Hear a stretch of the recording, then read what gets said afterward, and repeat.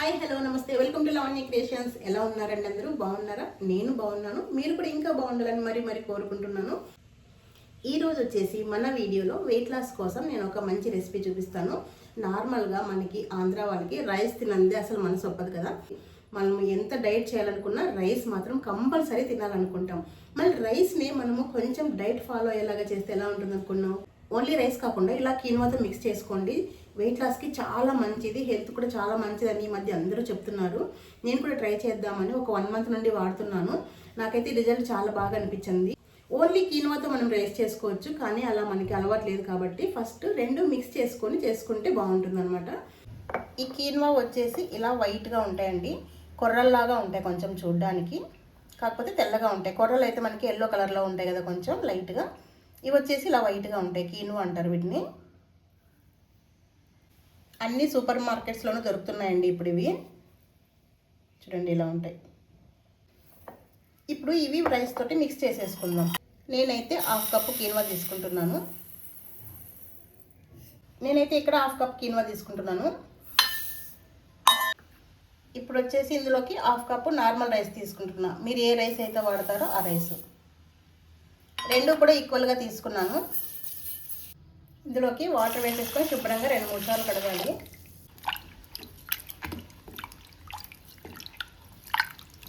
ఇలా వాటర్ వేసేసి 2-3 సార్లు శుభ్రంగా కడగాలి. ఈ వాటర్ పడేయకుండా మొక్కలకు వేసుకోండి, మొక్కలు బాగా పెరుగుతాయి. ఇలా 2-3 సార్లు కడిగిన తర్వాత మళ్ళీ ఫ్రెష్ వాటర్ వేసేసి మినిమం అంటే ఒక 1/2 అవర్ నానబెట్టుకోవాలండి. ఇది పక్కకు పెట్టేసి నేనైతే దీని కాంబినేషన్గా ఈరోజు గోంగూర పప్పు చేస్తున్నాను. గోంగూర పప్పు తింటే చాలా బాగుంటుంది తెలుసా. పప్పు కూడా అంతే, నేనైతే 1/2 అవర్ ముందే నానబెట్టేశాను. పప్పు ఏ పప్పు అయినా కానివ్వండి 1/2 అవర్ నానబెట్టుకుంటే మనకి గ్యాస్ట్రిక్ ప్రాబ్లమ్స్ ఏవి రావన్నమాట. చాలామంది పప్పు ఎక్కువ తింటే గ్యాస్ట్రిక్ ప్రాబ్లమ్స్ అంటూ ఉంటారు కదా. ముందు శుభ్రంగా కడిగి ఇలా వాటర్ పెట్టేసి ఒక 1/2 అవర్ నానబెట్టుకోండి, ఏ ప్రాబ్లమ్స్ రావు. ఇప్పుడు దీంతో పప్పు ప్రిపేర్ చేసుకుందాం. పప్పు ముందే నానబెట్టేసుకున్నాం కదా. ఇప్పుడు ఇందులోకి పచ్చిమిర్చి, మీరు ఎంత కారం తింటారో దాన్ని బట్టి. గోంగూర పప్పు వచ్చేసి కొంచెం కారం ఎక్కువగానే ఉండాలి కాబట్టి మేమైతే ఎక్కువ తింటామండి. మీరు ఎంత కారం తింటారో దాన్ని బట్టి పచ్చిమిర్చి యాడ్ చేసుకోండి.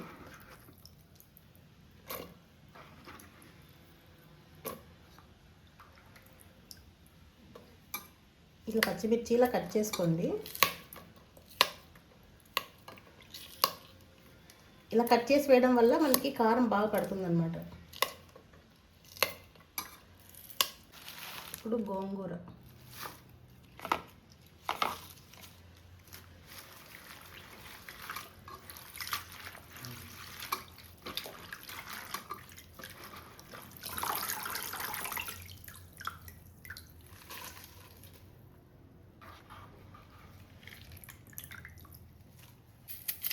ఉల్లిపాయ ఇలా పెద్ద పెద్ద ముక్కలు కట్ చేసేయండి. దీనికి ఏం సన్నగా ఏం అవసరం లేదు, ఇలా పెద్ద ముక్కలు కట్ చేసేస్తే సరిపోతుంది. ఈ పప్పుకి వెల్లుల్లి కొంచెం ఎక్కువ వేసుకోండి, టేస్ట్ బాగుంటుంది. నేనైతే ఒక్క టమాటా వేస్తానండి. కొంతమంది అయితే చింతపండు కూడా యాడ్ చేసుకుంటారు. చింతపండు పులుపు, గోంగూర కూడా ఇది బాగా పుల్లగా ఉంటుంది కదా, కాబట్టి టమాటా అయితే ఎక్కువ పులుపు ఉండదు, మనకి టెక్స్చర్ బాగా వస్తుంది అనమాట టమాటా వేయడం వల్ల. ఒక్క టమాటా వేసేసుకోవాలి. ఒక 1/2 టీ స్పూన్ పసుపు. వాటర్ చూసి యాడ్ చేసుకోండి. ఫస్ట్ నానబెట్టినప్పుడు వేసింటాం కదా వాటర్, ఆ వాటర్ పడేయకండి, అలాగే పెట్టేసుకొని మళ్ళీ ఎంత పడతాయో చూసి యాడ్ చేసేసుకోండి. వాటర్ యాడ్ చేసేసి మూత పెట్టేసుకోవడమే. స్టవ్ మీద పెట్టేసుకుందాం. 3 విజిల్స్ వచ్చేంత వరకు ఉడికించుకుంటే సరిపోతుంది. పోపు కోసం కొన్ని వెల్లుల్లి ఒలుచుకుందాము. పోపులో కూడా వెల్లుల్లి ఎక్కువ వేస్తే చాలా బాగుంటుంది. కొంతమంది పోపులోకి వేస్తారంట, పప్పు ఉడికేటప్పుడు వేయరంట, కానీ పప్పు ఉడికేటప్పుడు కూడా వేయండి, చాలా కమ్మగా ఉంటుంది తెలుసా పప్పు. ఆ ఫ్లేవర్ అంతా పడుతుందో పప్పుకి, చాలా రుచిగా ఉంటుంది. ఒకసారి ట్రై చేయండి. వెల్లుల్లి ఎంత తింటే అంత మంచిది కదా. నేనైతే వెల్లుల్లి బాగా ఎక్కువగా వాడతాను. వెల్లుల్లి, కొత్తిమీర ఇవన్నీ కూడా ఎక్కువ ఉండాలి నాకైతే.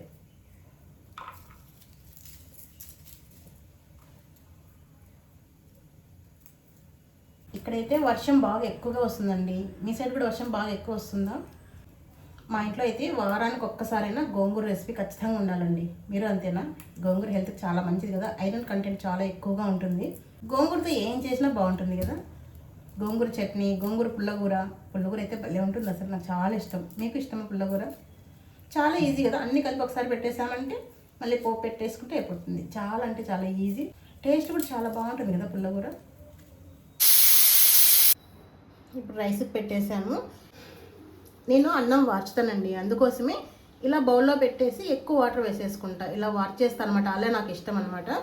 ఇలా వార్చుకొని తింటే కూడా బాడీ పెయిన్స్ రావని చెప్పారు, అందుకోసం అప్పటి నుండి నేను ఇలాగే ప్రిపేర్ చేసుకుంటాను. మీరు ఒకవేళ సరేసరి పెట్టుకోవాలనుకుంటే 1 కప్పు రైస్ వేసేసుకుంటే 2 కప్పులు నీళ్ళు వేసేసుకోండి, కరెక్ట్గా సరిపోతుంది. కుక్కర్లో అయినా పెట్టుకోవచ్చు, కానీ నాకు ఇలా వార్చి తింటేనే చాలా ఇష్టం అండి, బాగుంటుంది.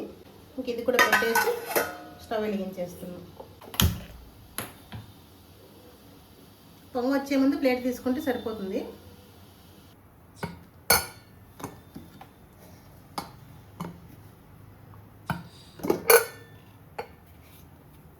వాటర్ కొంచెం ఎక్కువ ఉన్నట్లుంటే ఇందులోకి తీసేసుకోండి, ఒక బౌల్లోకి. కానీ నేనైతే కుక్కర్ మూతలోకి తీసేస్తాను ఎప్పుడు. మరీ ఎక్కువగా ఉండవు, కొన్నే ఉంటాయి, మళ్ళీ యాడ్ చేసుకుంటాం. ఇందులోకి టేస్ట్కి తగినంత సాల్ట్ వేసేసుకోండి. పప్పు గుత్తి తీసుకొని మెత్తగా మ్యాష్ చేసుకోవడమే.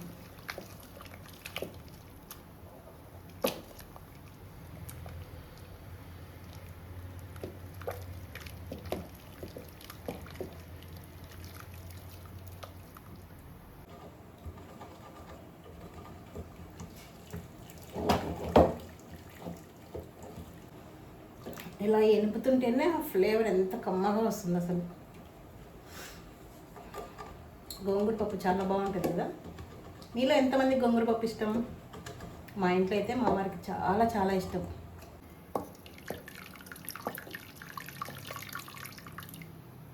మెత్తగా అయిపోయింది కదా, ఫస్ట్ తీసిన వాటర్ కూడా ఇందులోకి యాడ్ చేసేద్దాం. ఇప్పుడు ఈ వాటర్ ఉంది కదా, పిల్లలు చిన్నప్పుడైతే ఇందులోకి కొద్దిగా సాల్ట్ వేసి పోపు పెట్టేసి అన్నంతో కలిపి పెట్టేదానండి.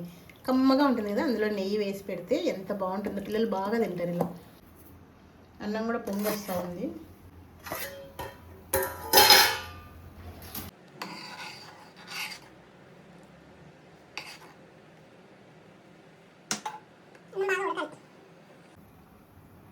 ఇది ఉడుకుతూ ఉంటుంది, ఈలోగా పప్పుకి పోపు పెట్టేసుకుందాం.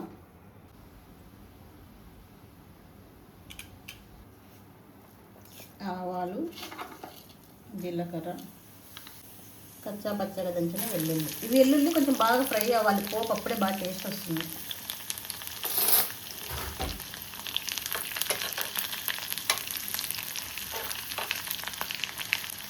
వెల్లుల్లి బాగా వేగిందండి, గుమగుమలాడుతుంది. ఉల్లిపాయలు వేస్తుంది, 2 ఎండుమిర్చి,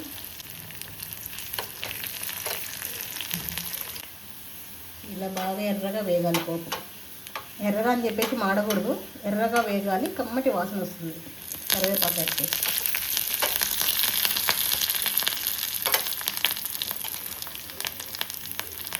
స్టవ్ ఆఫ్ చేసి పప్పులో వేసేసుకుందాం.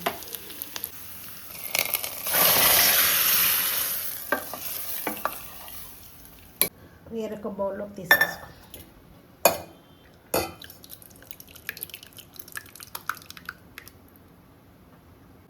కమ్మనైన గోంగూర పప్పు.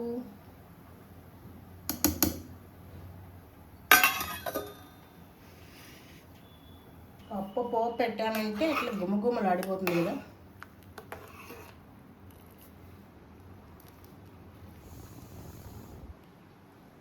రైస్ చెక్ చేసుకుంటే సరిపోతుందండి, ఉడికిందా లేదా అని. ఇంకొంచెం ఉడకాలి.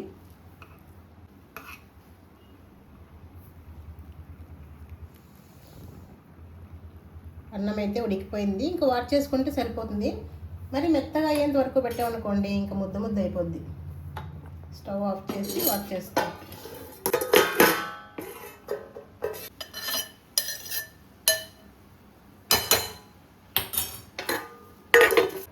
అన్నం వార్చిన తర్వాత మళ్ళీ లో ఫ్లేమ్లో ఒక 2 నిమిషాలు పెట్టాలండి. అలా ఉంటే లోపల ఏదైనా చెమ్మంతా ఉంటే కూడా అంతా పోతుంది. అన్నం మనకి నైట్ కాదు, రేపు పొద్దున వరకు ఉన్నా కూడా అస్సలు పాడవ తెలుసా, బాగుంటుంది. గోంగూర పప్పు కాంబినేషన్గా మజ్జిమిరపకాయలు వేయించుకుంటే భలే ఉంటుంది.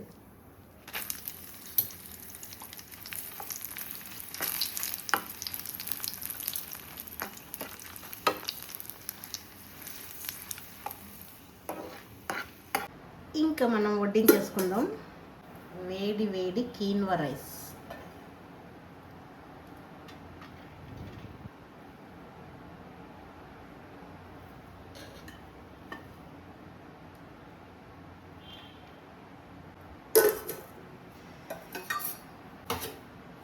గోంగూర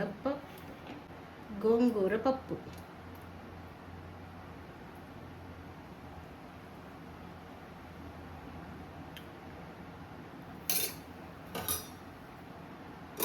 అలాగే మనం ప్రిపేర్ చేసిన మ్యాంగో ఆవకాయ,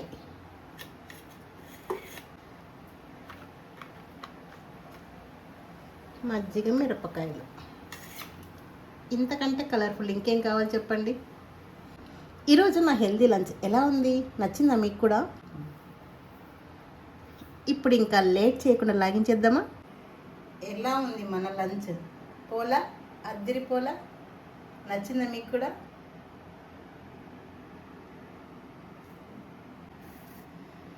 కీన్వా రైస్ కూడా చూడండి, బాగా పొడి పొడిగా ఉంది. అసలు ఎంత పొడి పొడిగా వస్తుంది. ఇలా మిక్స్ చేసుకోండి. ఫస్ట్ అలవాటు లేని వాళ్ళు ఇలా మెల్లమెల్లగా అలవాటు చేసుకుంటే ఓన్లీ కీన్వా రైస్ తినచ్చు. మనం నార్మల్ రైస్ తినకుండా అదొకటే తింటే ఇంకా వెయిట్ లాస్కి చాలా మంచిదని చెప్పారు. అందుకోసమే నేను కూడా ట్రై చేస్తున్నా, చూద్దామని.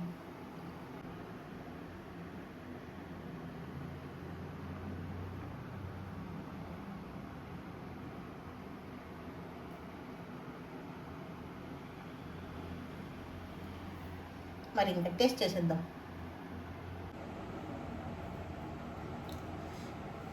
వేడివేడిగా ఉంది.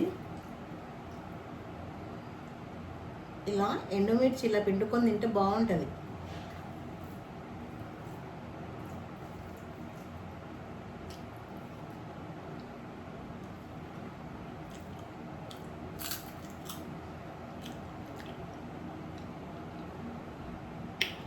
అదిరిపోయింది అసలు.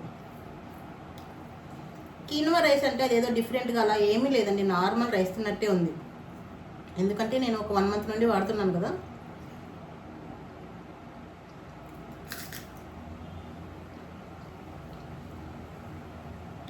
మజ్జి మిరపకాయలు కూడా నేను వీడియో పెట్టాను కదా, భలే ఉన్నాయండి, క్రిస్పీగా. అసలు ఎంత బాగున్నాయి, టేస్ట్ కూడా. పప్పు కొంచెం కారం కారంగా ఉంది, అదిరిపోయింది. వర్షం వస్తుంది కదా, ఇలా స్పైసీగా తింటే బాగుంటుంది కదా.